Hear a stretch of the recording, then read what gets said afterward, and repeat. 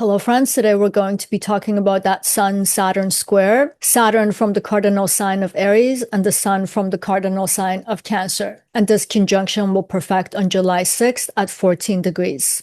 And I want us to start here in terms of what these two planets actually have in common, which is about maturity, because Saturn represents the maturity we gain through age and time. And the Sun represents a form of masculine maturity, which is about stability and reliability. It can stand at the center where everything can orbit around it. The Sun is a life-generating planet, a star that we call a planet. So the question that's coming through with the square are questions about responsibility right now. And this can be a very uncomfortable question to face in life. It sounds benign, but when it comes up, it makes us realize the ways that we have had some magical thinking, the ways that we've just been waiting for things, the ways that we expect assurance, protection, and happiness to happen to us, as if we're not responsible or an active agent for its creation. Some of us might have been waiting for the right partner so that we can start our life, for that particular thing to happen so that we have a sense of belonging in our life. And if we pay attention, it's usually showing us that your readiness needs to be demonstrated first, which actually comes from your actions. And when we act towards something, we're showing our sense of responsibility for what it is that we desire and what it is that we want. So in some ways, the moment that we become responsible for our own happiness, for our own protection, life also starts to respond back to us. And this transit, because we're talking about a square, is showing us some sort of a friction between gaining this realization and putting this realization into motion, and what it means to become a responsible agent in our own life, what the process is, not just what the product of it will be. For example, with the Sun and the sign of Cancer, we can find ourselves in a reflective mode assessing, especially with that Mercury retrograde also in the sign of Cancer. Trying to think, how do I become a source of protection in my own life? Because the sign of Cancer has a lot to do with that. I'll talk about that shortly. How do I become the source of stability and continuity in my own life or in the life of people that I love?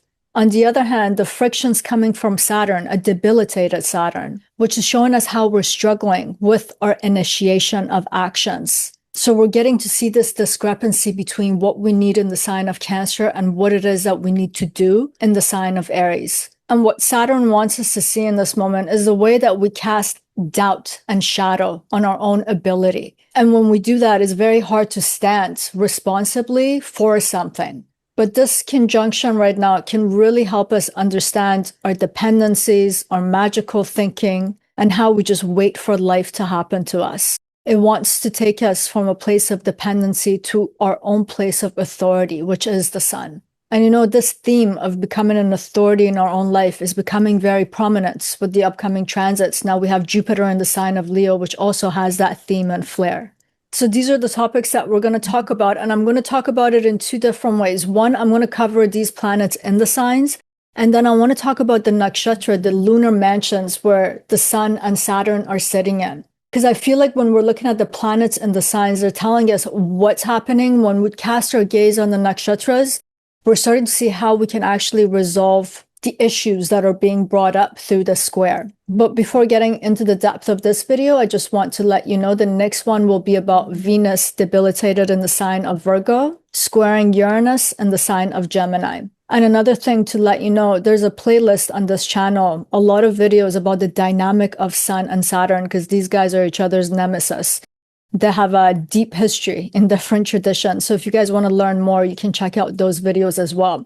And if you want to catch the upcoming videos, please do remember to subscribe, press that notification bell so YouTube notifies you when those videos are released. And now let's start with an overview of Sun and the sign of Cancer. And a lot of people, when they think about Cancer, the first thing that comes to mind is a sign about emotions, but Cancer has so much more to do with emotion.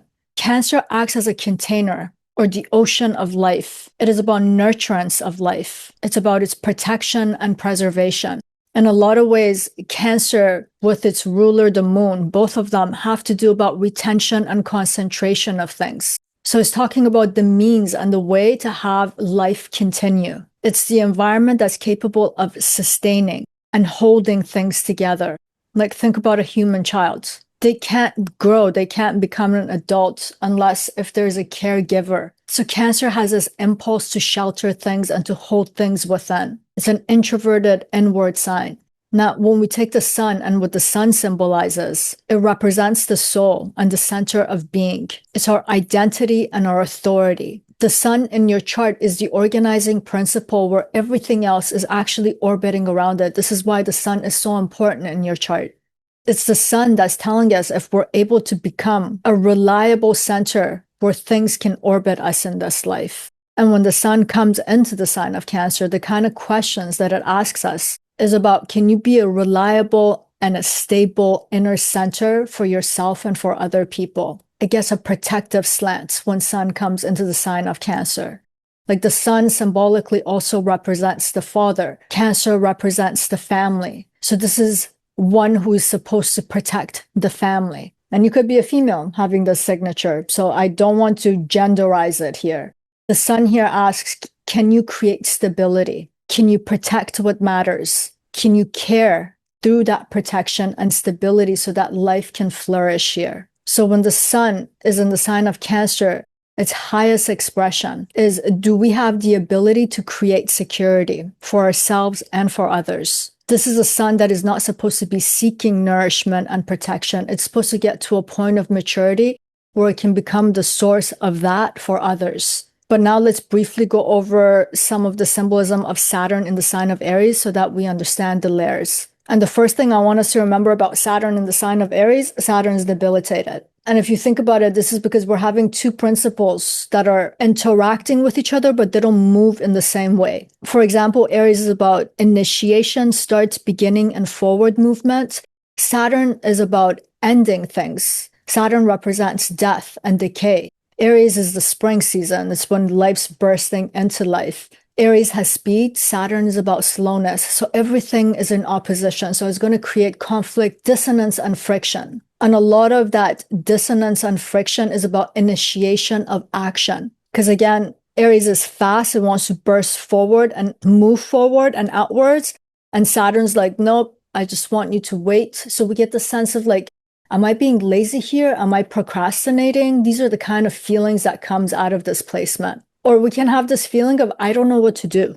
Like I have to try a million things to figure out how to do this thing. Or things can just feel super heavy where you're like, I don't even know how to take this first step towards this endeavor. And this is Saturn interrupting Aries' self-starting kind of ways. Aries is a self-starter and has a lot of self-trust. But Saturn is a planet of negativity and pessimism. So it's constantly creating doubt and fear within us to step out, to move forward, and to initiate. And having Saturn there for 2.5 years, it can start to feel like we're doubting our own capacity and capability. This combination, especially through transit, if it's not in your birth chart and you haven't had a lifetime of practice and mastering this, it can feel like I'm inadequate. It affects our self-confidence. And now with the sun, which has to do with self-esteem and self-confidence coming into friction with Saturn, these are the topics that comes into question. Can I do this? Can I be reliable? I sure the hell have not been acting like it for the past year. But I want us to know these are not disclosures of reality. This is the disclosure of our subjectivity, which is also coming from the sign of Cancer and with that Mercury retrograde now. Like we might have an inclination of what this responsibility of life looks like, how we need to protect ourselves, how we need to nurture ourselves.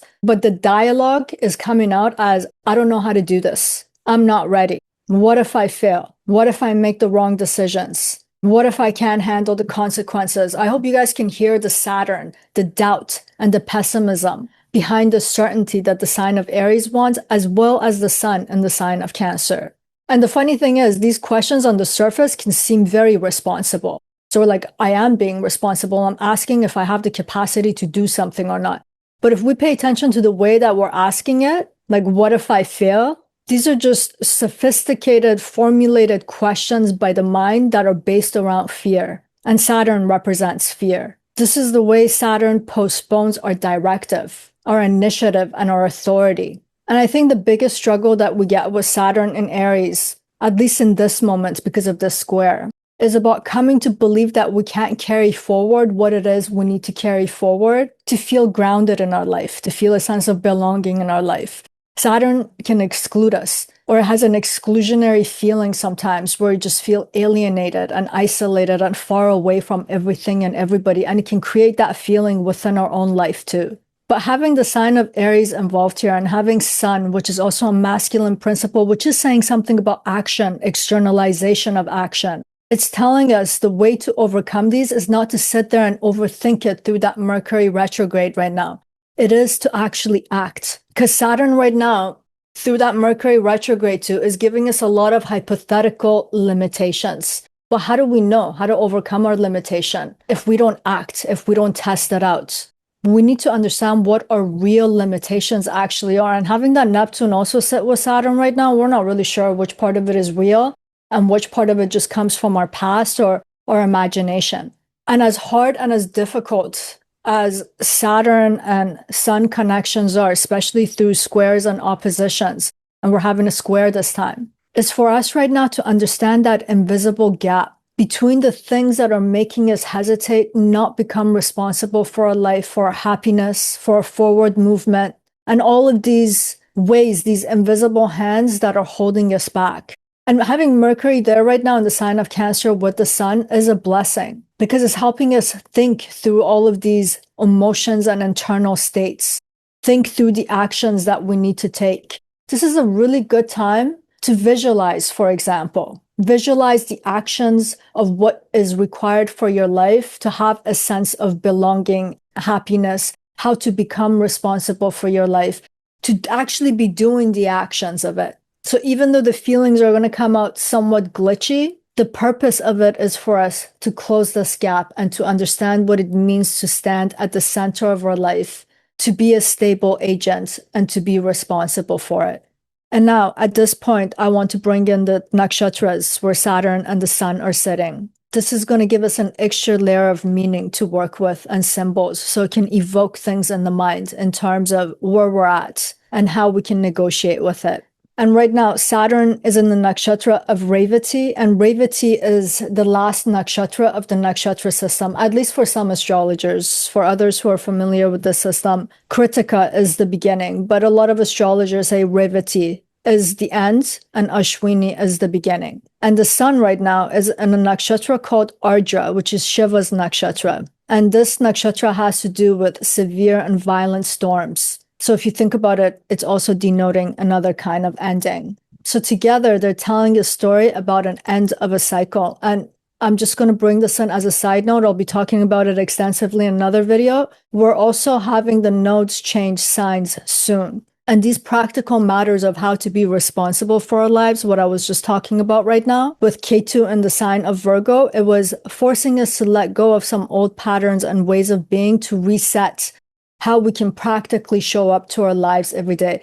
So these end of cycle notations in the current transits are very prominent. We also had Jupiter change into a new sign right now. And these nakshatras are saying something about this end of this cycle as well. So let's start with Revati where Saturn is.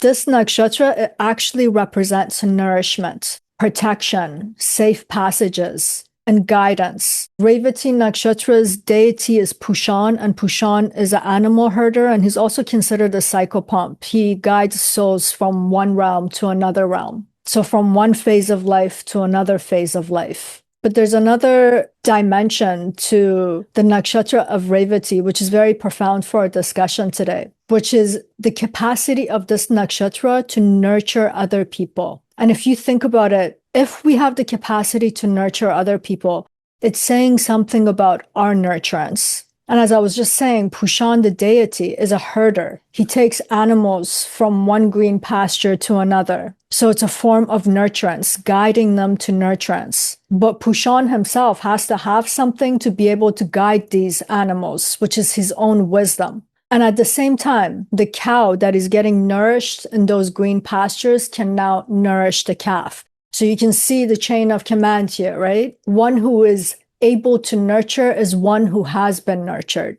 And if we look back at our own human life, a child that receives sufficient nurturance, encouragement, and emotional security, they gradually internalize those experiences as who they are. Like, It shouldn't be shocking that if someone was raised in an angry family, they have anger within themselves, or they have characteristics that are just meant to negotiate with feelings of anger. But if someone has received softness and nurturance, that becomes part of their configuration. That's what they're internalizing. And over time, this internal caregiver will become the external caregiver, just as the way their external caregiver became their internal caregiver. Like the voice of our parents eventually become our voice. And sometimes we have to untangle those voice and those ways of being. But that's what happens. It's like being a child is like being a sponge. You just absorb whatever that you've been given. That becomes your nourishment and you have to digest that. And if you've been comforted, you have learned how to comfort other people. And one will also know how to comfort themselves, because some people have never received it, but they know how to comfort other people. They know how to be other people's best friends, but they are their own worst enemy, and they do not know how to comfort themselves because they don't know what that feeling actually is like internally. And there's another thing that happens when we haven't been given sufficient amount of care in this life to protect ourselves, to nurture ourselves, and the process remains incomplete. As we grow up, instead of becoming the caregiver for other people, we continue to look for caregivers outside of us, even though if we can deceive ourselves to say, I am the caring one, but I'm looking for someone who's wealthy. I'm looking for a wife or a husband who supports me, is about my endeavors. It's like the person's actually looking for a personal assistant. This is a person who has a problem with this reciprocity that's required to learn how to be nurturing and then how to nurture. And for some of us, we catch this and we start working on it. And oh my God, is it ever hard work? But some people will live like this through their entire lifetime. We see it, people who search for other people to have a sense of completion through relationships. And relationships are necessary, but the other person's job is not to make us happy. We look for it in teachers, in careers, and in general, we're turning the world inside out and upside down just to look for ourselves somewhere out in the world, because the proper nurturance was not given to us to grow from within, which is the sign of Cancer too, beyond Revati. And I don't want us to conflate the signs and the nakshatras. This is us remaining in a state of need, wanting the external world to fulfill it. And I want to emphasize this, I'm not making a moral judgment. A lot of us struggle with this, and a lot of people come to a point where they're like, okay, I see it and I need to change this. But this is a developmental process, whether we like it or not. And when we don't receive proper nurturance and care and protection, our developmental process is interrupted. And this is exactly why Saturn right now in this nakshatra can feel so significant, because it's Saturn that shows us our limitations, where these developmental processes were interrupted, where we're incomplete. And of course, Saturn shows us things, but life demands a resolution because life wants growth and evolution. So we feel its pain. And I feel that Saturn is here to help us by showing us this limitation, because Saturn, if we pay attention, is asking, like, were you still waiting to be carried? This is what Saturn's trying to show us. Like, were you still expecting someone else to come in and to reassure you that you're allowed to move forward before you move? Were you asking life to provide you with something so that you can live life, instead of rolling up our sleeves right now and cultivating it within our life? Saturn can be harsh. Saturn can even ask this question right now in a way that's insulting.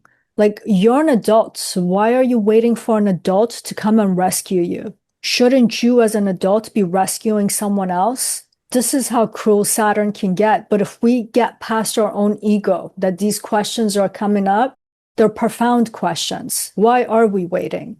Saturn wants to expose hard truth that most of us, most of the time, want to avoid it because it hurts. And dependency doesn't like to announce itself openly because there's a sense of shame behind it usually. And I'm talking about unhealthy dependency. In a sense, all human beings are dependent on each other, and it's a beautiful thing. But there's a dependency that comes from our powerlessness, or where we feel the need that we don't deserve our power and we want to contract it out to other people. And if we pay attention to the way that we avoid these questions, it's usually in our ways of perfectionism. It can disguise itself, I'm just waiting for the right timing. But oh my God, it's been 10 years. What right timing? In general, this neediness that gets created in us is always looking for more signs and confirmation. This is one way of knowing it and knowing that we're avoiding something bigger than that's coming to the surface of the mind. And I want us to pay attention. What's being said here is that I can't move until something outside of me changes. But Saturn right now wants us to question that assumption. It's in the sign of our individual action. No one is supposed to come in and save us right now. We're supposed to do that. We're supposed to protect ourselves right now. Saturn ultimately wants us to know what it means to be self-sufficient because it's in a very independent sign right now. So it's going to show us our limitations, which is our dependencies, and how do we overcome it to reclaim our own authority and independence. Saturn wants us to know how we can be self-initiating and self-sustaining. And of course, Saturn's going to do all of this by doing it in Saturn ways, which is showing us our lack or inadequacy and how we painfully depend on some other people. But now let's go to where the sun is, which is in the nakshatra of Ardra. And by the time Sun and Saturn perfect, Sun will be at the very end of Ardra Nakshatra. And I'll put the degrees of this nakshatra on the bottom of the screen here. So they've been in this nakshatra for a while interacting, but this is the perfecting moment, which is right before the sun goes into the next nakshatra of Punarvasu, which is about redoing things. And I've talked about Punarvasu a lot on this nakshatra because Jupiter was there. But Ardra is a nakshatra, as I was saying, a nakshatra that belongs to Shiva. And the form of Shiva that is called the howler, the way he comes into existence, screaming, angry. So he represents a storm in the nakshatra of Ardra, or this nakshatra represents storms. And we as human beings do not welcome storms. We experience them as disruption, loss, uncertainty, and as the collapse of everything that we might have built and things that feel familiar and give us a sense of protection in this life. But if you think about it, in nature, storms are not mistakes, accidents, cruelty, they're necessary. Storm comes in to remove things that have died, things that are perhaps contaminating life. Storms remove, clear, and cleanse what's been dead, like dead branches, rotting vegetation. And it has a capacity to circulate the air, to make it fresh again. So it's cleaning the land and the air for new growth. Storms actually serve life. So this nakshatra, as violent as it can be, as much as it has a fierce reputation, it's protecting life. Like in the nakshatra of Ardra, one of its functions is about dismantling the kind of beliefs that we have that have come to exhaust themselves and they no longer serve our life, but they still part of our belief system. This nakshatra wants to expose our illusions that have governed our lives and have even created havoc, but somehow we just keep taking it as this is the reality of life. This nakshatra is also very fierce in tearing apart people's identities that is no longer supporting their growth. This is why this nakshatra has been associated with absolute destruction.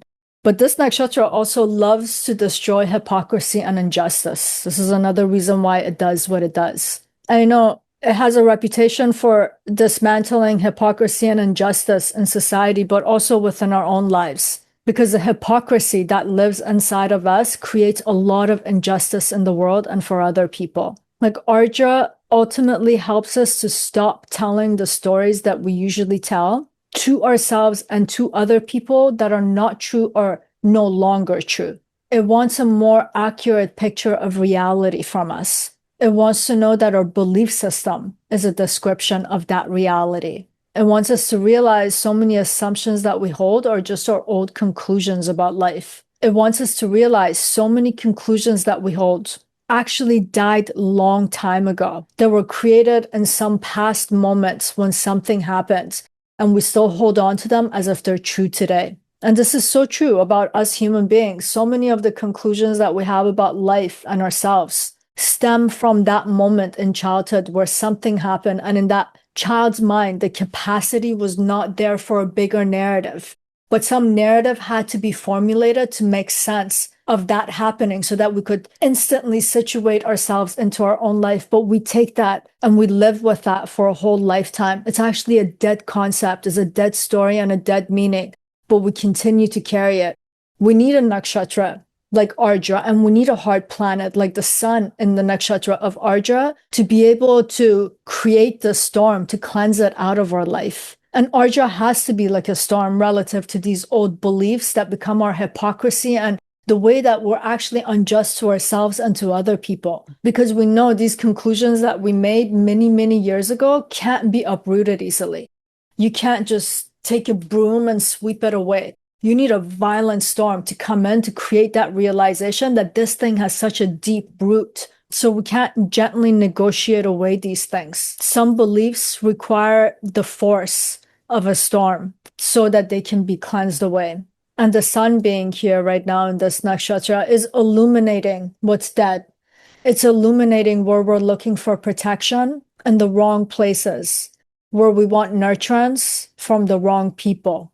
And it's also showing us the underlying beliefs that are there for us to actually come to believe that these are the sources of our security and safety in this life.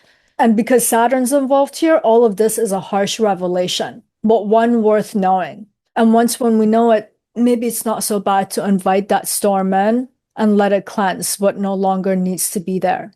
But I want to bring these two nakshatras together into a dialogue because I talked about them separately. So Revati is asking us, how are you nourished? And Ardra Nakshatra is asking us, what beliefs about yourself emerge because of that nurturance that you received? And if we just go to Saturn by itself, Saturn's asking, how are those conditions affecting you? That nurturance or its lack of, in terms of how you're able to initiate action today. Maybe you're not lazy. Maybe you're not procrastinating. Maybe it is the voice of those nurturers in your minds. This is the gift of Saturn right now, by not allowing us to act to see why it is that we can't act. And I think the sun is asking the most important question, the most demanding question, in our face question, which is, who holds authority now? This is a month where responsibility wants to change hands. And right at the beginning of it, we had Jupiter change signs too. I want us to keep in mind. This moment is trying to show us, is trying to tell us, our parents, our teachers, people at work, our friends, they are not responsible for us. Our partners are not responsible to make us confident in this life. We're supposed to do that hard work. So this is life challenging us, but is gradually putting life back into our own hands. And I think it's trying to show us to be responsible for our own life is to carry some sense of burdens and heaviness, because responsibility includes that. It requires a lot of sacrifice, but at the same time, it's giving us back our own authority in our own being and in our own lives, which is very important to have a sense of dignity in this life. And I do want to say this isn't about denying the kinds of pain that we might have experienced. This isn't about erasing the past and just forgetting it like a delusional person that doesn't exist there. Our histories will always be there, and it always matters because those are the experiences that shape us. But this moment is trying to show us that past, which is Saturn. Saturn represents old things. Those past things do not and should not possess us. They do not need to have authority over us anymore. Unless if we continue to give them the authority because we don't want to act on our own behalf, which is the sign of Aries. Right now, the square is inviting us to grapple with this part of life, and it's a worthwhile grappling. And I just want to take a minute to talk about some practical ways that this square can feel. I want you to think about places where you've been postponing your actions. Think about the conversations you need to have, but you keep putting it aside. Decisions that you've delayed. The responsibilities you know you have to take on, but you hope that someone else will come and do it for you. I want you to think about the dreams that you've just suspended in midair and you haven't taken any action towards it because perhaps you feel that you're not completely prepared, that perfectionism. I want us to pay attention to the stories that are popping into our head, the way that they're phrasing themselves. Like, I don't know enough yet. I'm waiting for that next transit. I'm not ready. What if they don't come? What if it doesn't happen? I think it's very important right now to pay attention and to be curious about how we tell these stories, how we phrase things, to watch them, to observe them, to give it our attention. And it's really good for us to ask, are these my voices? Like, are these things that I would tell myself? Or are these other people's voices that live inside of me? I want us to ask, do these narratives, the ways that I'm acting, are they actually describing who I am today? Or are they conclusions that are representing some other chapter of life that closed long ago? It's worth paying attention to these components at this moment. And I also want us to know this transit, almost all transits, they're not asking us to become self-sufficient, self-protecting, and self-sustaining overnight. This is, if you are, let's say, 60 years old and it took 30 years of your life to get somewhere, you had to at least give yourself 30 years to unknot those ties. But the realization has to happen. At least that is the first step. So I don't want us to see a transit and put an enormous responsibility on ourselves that I have to change things overnight. This is about recognizing and then becoming the encouragement that we're not receiving. Realizing and then becoming the person who reassures ourselves when uncertainty appears, not waiting for other people to do it. This is about us taking responsibility for our future by just taking that one next step. And it could be very small. It could be like, I don't know, I need to clean my fridge, whatever that it may be. And even though this transit, because of its signature, because it's Sun and Saturn and it's a square, it can have a sense of brutality in it. But when we look deeper into it, there's a sense of kindness in it too. Because it's asking us to gradually evolve. It's not asking for some sort of a weird, painful transformation. This is Saturn. It's a long transit. So the beauty of Saturn is Saturn doesn't expect anything from us right now. It's going to make us suffer over time, and then it wants results over time. So these are just our process of realization. And I want us to understand our sense of authority is not something we're born with. It's something that gets cultivated over time. So at whatever point we realize this in life, we have to give ourselves the time to cultivate our own authority in our life. It's something that's built one decision at a time, through one action at a time, and through one responsibility at a time. So I don't want us to be hard on ourselves, but I want us to take our realization seriously right now. And we're getting to the end of the video. And before closing it, I'd like to ask you to please share, like, and subscribe. And please do comment. I'd love to know where life is asking you to become more of yourself. And that means becoming more self-reliant. Where do you feel like your sense of self, the sun in you, your authority, the sun, is being tested right now?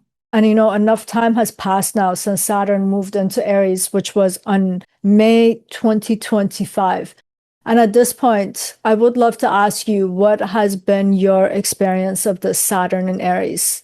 This has been a difficult transit for a lot of people. And I would love to hear as many experiences as I can. As an astrologer, as someone who's making this video, and I'd love to know what your experiences are.